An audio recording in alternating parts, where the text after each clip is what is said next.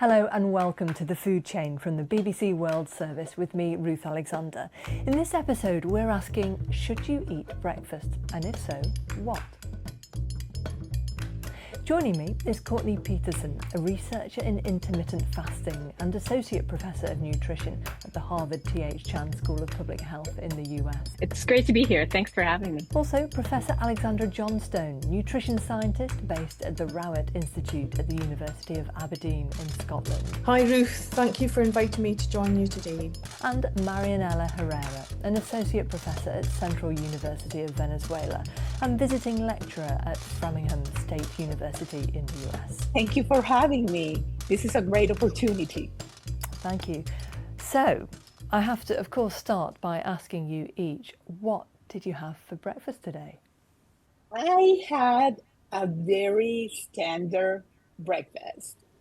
I had a croissant, a mini croissant, some jelly, a piece of turkey, and a coffee.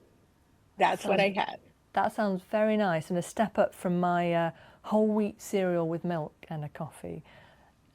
Alex, what did you have? Oh Ruth, so I'm not actually in the UK just now, I'm in Paris. So I had to have, I was really looking forward to it, a coffee and a croissant, and I had a banana that I took in my handbag that travelled with me. So, and I've been looking forward to it all weekend to enjoy that, and it was lovely. Wonderful.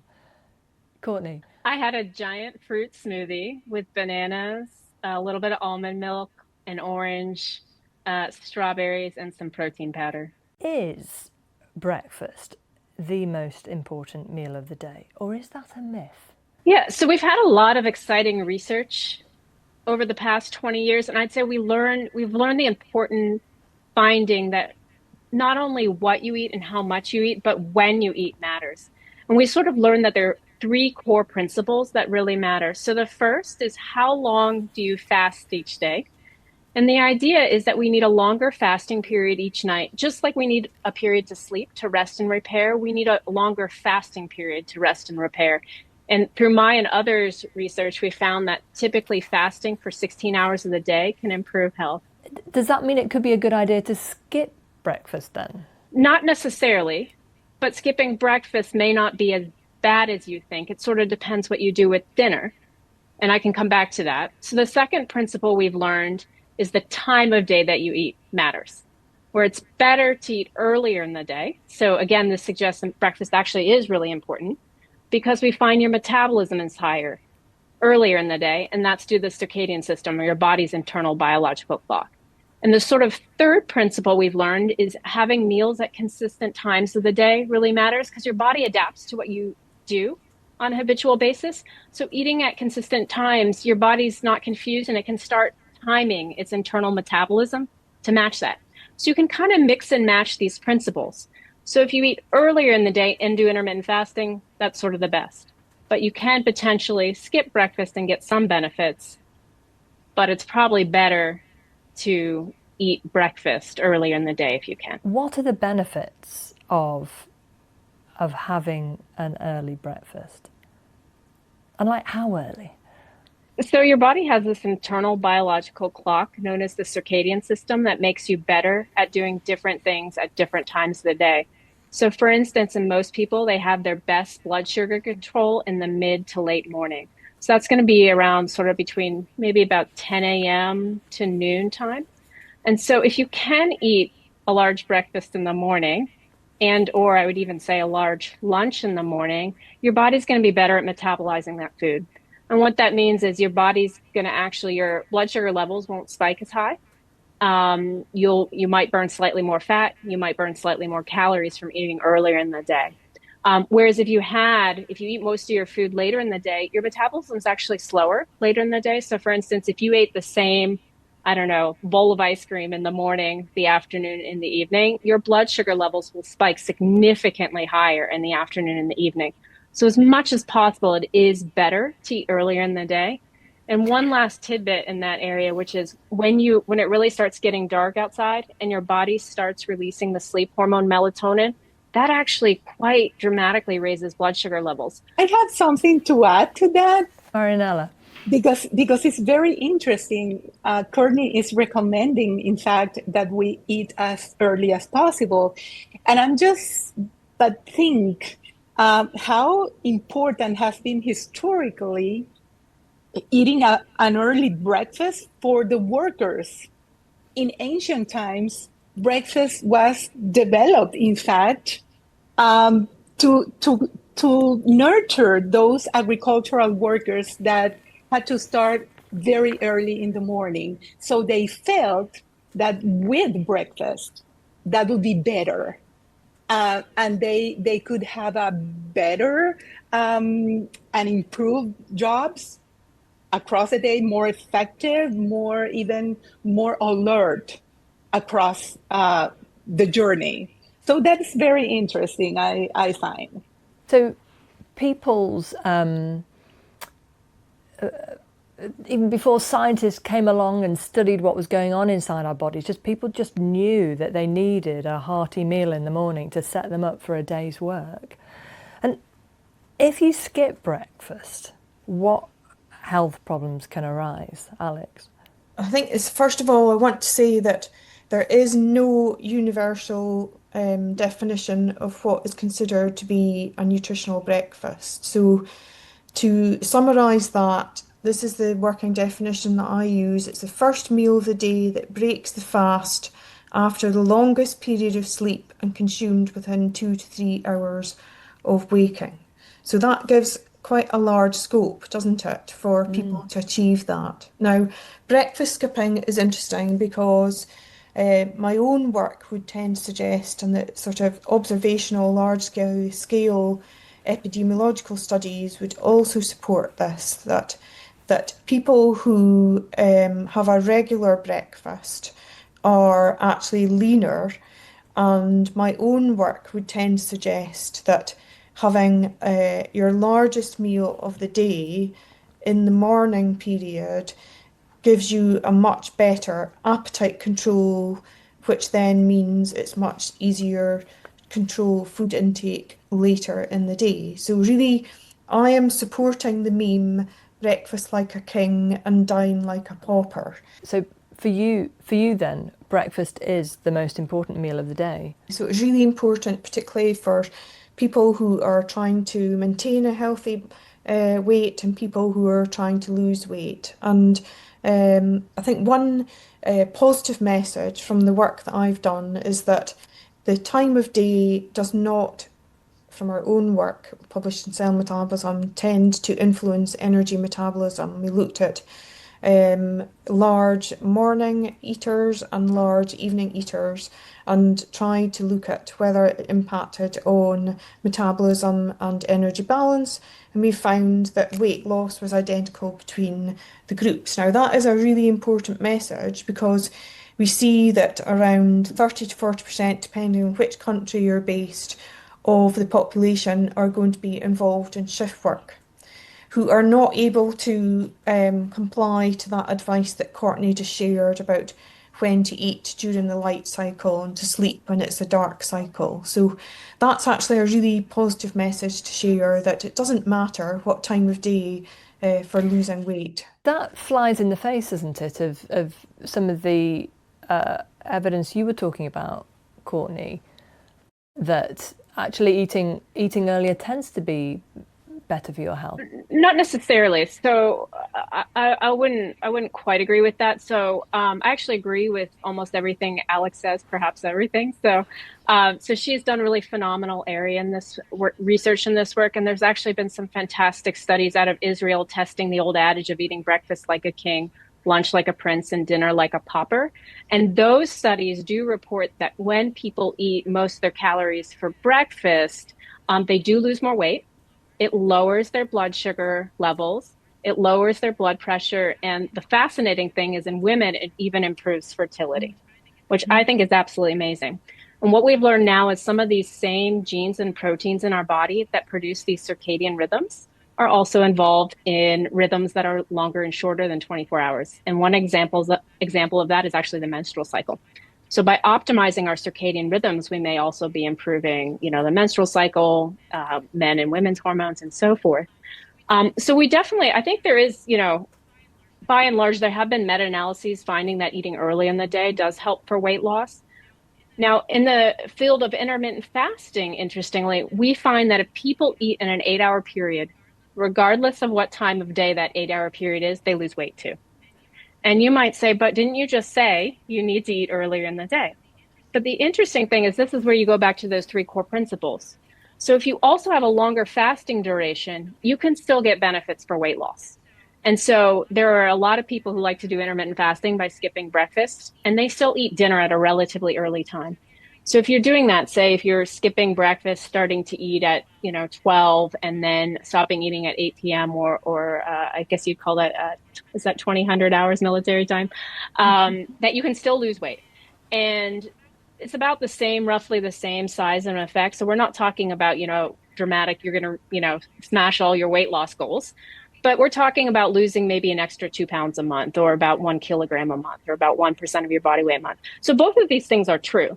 Now, the interesting thing is with intermittent fasting, we don't really see big blood sugar benefits or improvements in blood pressure unless those eating windows are earlier in the day. Mm-hmm. And so it looks like there, for some aspects of your health, you really need to eat earlier in the day to get those benefits. And that seems to be particularly true for blood sugar and blood pressure. But for weight loss, it looks to be a little, yes, eating earlier in the day, you can get weight loss benefits, at least from my read of the literature. But you can also skip breakfast and lose weight as long as dinner's not too late. And there's a really interesting study out of Japan that showed this. They found that among people who skip breakfast, about half skip breakfast and eat dinner late. And in those individuals, they had a much higher risk of cardiovascular disease and having obesity. But there's a second group of people, roughly half the population, who skip breakfast and eat dinner at a normal time. And those individuals didn't have a much higher risk of obesity and cardiovascular disease. So what that suggests to me is I like to look at both breakfast and dinner as very important. They're both important, right? Because dinner time is sort of, the time late at the night, your body's metabolism is slower. So I think it's also very important that we're mindful at what we do at dinner time. And either we make dinner a relatively healthy meal, or we move it to earlier in the day. So those are sort of my suggestions. Then, of course, there is the question of what we should be eating. And we asked people who follow the BBC World Service Facebook page, what did you have for breakfast? Hi, I'm Andrea from New York City, and I'm here to talk about my breakfast routine. Almost every morning I have a smoothie: frozen blueberries, frozen spinach, protein powder, chia seeds, ground flax seeds, and almond milk, and I put it all in this blender. Sometimes I also add a banana to it, and I put it in a big cup and I drink it all morning long. It's delicious. It gets your fruits and veggies in, has lots of fiber, and I love it. It's so good. My name is Joy. I'm from Trinidad, and my breakfast consists of local foods mainly. So right now, avocados, or as we call them, zabukas, are in season. So zabuka on toast with pawpaw, well, that's papaya, or pomerax, or five fingers, or whatever fruit is in season, as well as a nice big cup of coffee, is my breakfast of choice. Good morning, the food chain. My name is Catherine, and I'm from Southeast London in the United Kingdom. It's about 11 o'clock in the morning here, and I'm just about to have my breakfast, my first meal of the day. I have had some coffee. I always have a coffee first thing in the morning. So this is what I'd like to call my lush and healthy homegrown breakfast. There are two parts to it. The first is an apple. It's a huge pink lady apple that a friend of mine and I bought a big bag and split between us. It's 1 tablespoon of whole Greek yogurt, and those 2 little raspberries are from my garden. That's about all I've got left. Earlier in the year, I was using a lot more Kent strawberries, which were cheap in the supermarket, and I also had some Tayberries that came early in the year. If I have nothing else, this is what I have in the morning at the moment. Following up from that, and this is what makes it lush, is I have a slice of wholemeal toast with a tablespoon of cream cheese. I've mixed in there a mashed anchovy and some chives and some small spring onions, again, that I've grown in my garden. I won't have many of those left. This might be the last set that I have of the small onions. The cherry tomatoes also are homegrown, so I'm very proud of that. I've had a really good harvest this year. And on top of that is a boiled egg and a little splash of Worcestershire sauce. Talk about breakfasting like royalty. What an absolute feast, Kath. I would love to come to your house for breakfast. Alex, what does a healthy breakfast look like? What do we know about that? The type of breakfast that we eat is really incredibly important. So I know from my own research that appetite and satiety are very much influenced by the macronutrient composition of the food that we're eating, and that higher protein meals are more satiating in the morning, and that allows you to feel fuller for longer and are perhaps more rewarding, which means you're much less likely to give in to those food cravings later in the day where you might grab ready to eat high salt, high sugar, high calorie food products. So in the examples you gave, they sounded very appetizing. They also included fruits, vegetables and whole grains. That's all really important aspects of a healthy diet. Marianella, what do people typically eat for breakfast in Venezuela and Colombia, the Latin American countries you study? Well, the typical things are one thing, and the traditional culinary dishes for breakfast are one thing. You may have heard about arepas, which is the cornbread of both countries. And there is a controversial issue like whether the arepa is from Colombia or Venezuela. It happens to be both in the origin. And we take it with cheese or filled with shredded beef or shredded pork or shredded chicken. And avocado, the use of avocado and black beans is important. So that is how it looks like. The reality is very different for the many poor people experiencing hunger and food insecurity across Latin America in general. So we definitely will not hear as much. And if we can see also, as stated by the latest FAO report, the Global Food Security Report, one of the main concerns across the globe is food inflation, which is reflected pretty much everywhere. We said we would love to have healthy meals. However, can we afford those healthy meals? And you can see pretty much that across Latin America, Southeast Asia, and Africa. People cannot afford buying healthier foods or even their traditional foods. So it's not only an issue for the health, if we can see, I mean, avocados are healthy, but they are expensive. Even black beans and rice, which is a very traditional Latin American food, they might be not only costly, but it's the utilization is compromised, as there might not be gas or electricity available for cooking those. So we have a problem here in terms of food security, in terms of access to foods and the utilization of food. So people neglect those eating patterns, not because they want, because they've been forced to leave those behind. They're skipping breakfast because they have to. They have to, and it's mainly a coping strategy during emergencies. Mothers, and this is really not a nice thing, mother will leave the children sleeping until pretty much the lunch hour. So they skip breakfast and they go directly into lunch. And therefore we're saving money of one meal. And the evidence says that children need a good breakfast, particularly if they are attending school. And therefore, eating at school becomes an attraction for keeping and maintaining the scholar activities of the kids. So because the kids are not only going to school to learn, but they're going to eat at school. Courtney, where you are in the US, people will also have been feeling the effect of rising food prices. People also have very busy lives, and I could imagine someone watching this, listening to this and thinking, well, how can I fit in a really well-cooked, wholesome breakfast early in the morning? I've got to get up, get ready for work. I've got to get my kids ready for school. Like, what practical advice do you have for people who are time poor and maybe short on cash as well? Yeah, absolutely. So I think one of the biggest things is to plan in advance. So we find actually what's called meal prepping, or kind of planning your meals in advance and making multiple at a time, is just a huge strategy that helps people lose weight and just sort of eat in a healthy diet. So I'll give you an example. So for instance, you might say, every day I'm going to have a smoothie.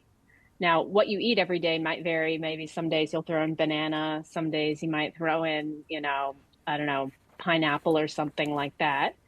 Berries tend to be more expensive, but they're cheaper fruits. Melon actually is a really cheap fruit and extremely nutritious. It's sort of related to squashes in some sense. And so the mineral content is actually quite high, and you can buy watermelon relatively cheap, for instance, and that can feed you for several meals. You could probably blend watermelon with a little bit of berries or something like that and bring some of the costs down. Blending in things like chia seeds or flax seeds can work. You can also blend in some yogurt. Obviously, avoid the yogurts with sugar. You can blend in dairy. You could make, a breakfast. Eggs are now really expensive in the US, but they used to not be. People get really creative. They have these fantastic recipes with slow cooked oats, which you could just mash with some banana and make into a pancake.